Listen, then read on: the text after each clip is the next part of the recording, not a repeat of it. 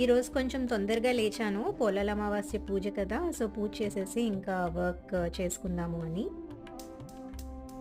పెద్దగా అయితే నేనేం చేయలేదు. ఓన్లీ పప్పాది చేశాను అండ్ అలాగే వడలు వేశాను అంతే. అండ్ ఈరోజు వడ బ్యాటర్ కూడా కొంచెం పల్చనయిపోయింది.